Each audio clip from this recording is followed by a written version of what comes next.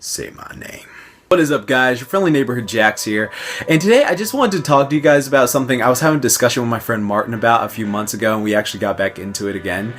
When do you think feats go from being really impressive to really ridiculous? Now, like, some feats in Strength and Power and fiction are just like, God damn, that is badass, and then there are some that are just like, okay, that's just stupid, that's ridiculous. But when does it turn into each one? We all know heroes and villains are made to dazzle and impress us, and there are feats to show us how fucking badass and powerful our protags can be when push comes to shove. But sometimes it makes you just go, really? For example, characters like Superman, one of the most iconic heroes around, are known for being unbelievably overpowered, and sometimes it's cool to see him let loose and do those acts of godliness, and other times it's kind of like, well, that's just dumb, and it becomes clear the writers are just having a blast coming up with these spectacles, like powers of seeing a soul, moving so fast you can turn invisible, hearing sounds millions of light years away, and of course lifting ridiculous amounts. My man! A lot of people find Superman boring, since it's clear he's holding back in most of his fights because deep down he's just a good man, even though he could end all his matches in one punch if he wanted to. But then that brings me to my next topic of this lovable caped baldy, Saitama. Now, like I said in my Saitama vs. Goku video, the whole premise behind One Punch Man is just the anti-shonen by excellence. In a regular shonen, the hero has to train consistently to get stronger and fight these incoming threats. Saitama's already trained to the point where he's so OP, the threats have to raise to his standards. The manga doesn't take itself too seriously unless it's with the other heroes. He's the main one who's so OP, it's like a joke for his strength. That's why he's called the One Punch Man, okay? They were making a parody of other heroes that take too long to fight the villains when he can do it in one punch. So when comparing him to anyone in the universe, of course he would fucking win with one punch. He's the One Punch Man. It's a meta ability. His ability is a joke by the creators. Which is true. Saitama is a parody of the typical shonen hero, so seeing him do these feats and being ridiculously OP with his laid-back personality is freaking hysterical that this average guy can part the clouds with his punch and defeat these devastating monsters while worrying over missing a sale. I partially think one of the reasons why we give Saitama the pass is because he's so relatable, and he also worked his ass off for his strength by training every day. And me personally, as a fitness geek, when I see a hero who trained their asses off to get stronger rather than magically, scientifically obtaining their powers, I feel like they earn their badass feats. Though even that's within reason. For example, Batman. I love Batman. He's one of my biggest motivators to train, read, meditate, do martial arts, and become a better person. Hell, I made a whole Tough Like the Tunes just for him. But sometimes they make me look at him and say, is he metahuman? Because some of Batman's feats are just straight insane to believe realistically, but why? And I know some of you may be saying, it's not supposed to be realistic, because it's a comic book.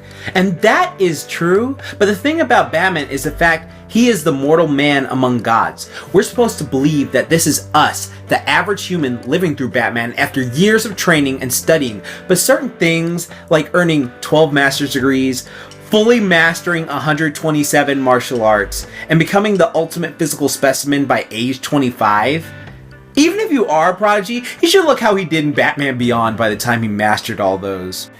Well, it's the realm of reality the world sets up, and while we have a certain suspension of disbelief for our characters, for most anime worlds, after a few months of daily push-ups and hellish training, they can whoop someone along the lines of Captain America, who's a force to be reckoned with.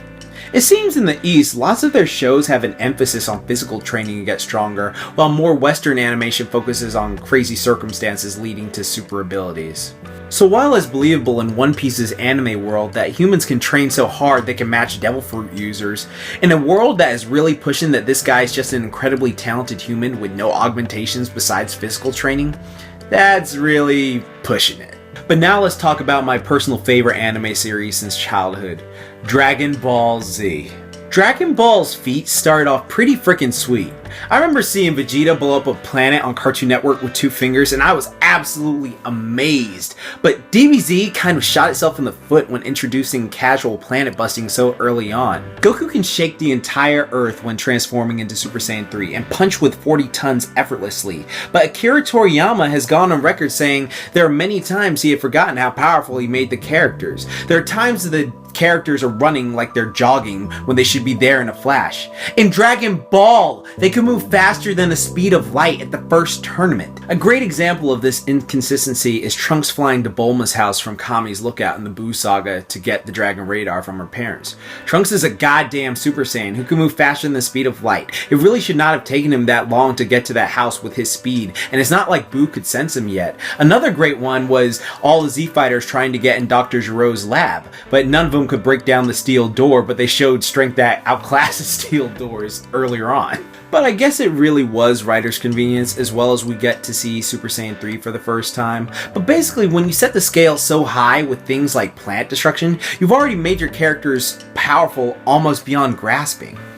If we tone it back and look at someone like Spider-Man, we know that he can lift a car and understand that easily. But blowing up a planet is already so far flung into the fantastic that the impact of being up a whole solar system becomes less impactful, since they're both so abstract. Whereas when Spidey got the symbiote costume and went from lifting a car to being able to lift a fire engine easily, it was easier to understand the leap in power because we can easily understand the difference in strength needed to do each one. It kind of gives us spectacle fatigue, just cause as things get more and more insane, that kind of becomes your new baseline of expectation. You think the bigger the feat, the more impactful, but it seems that's not always the case.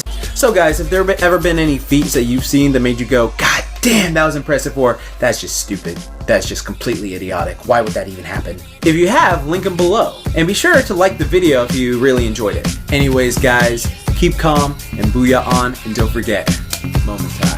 You have a great day now.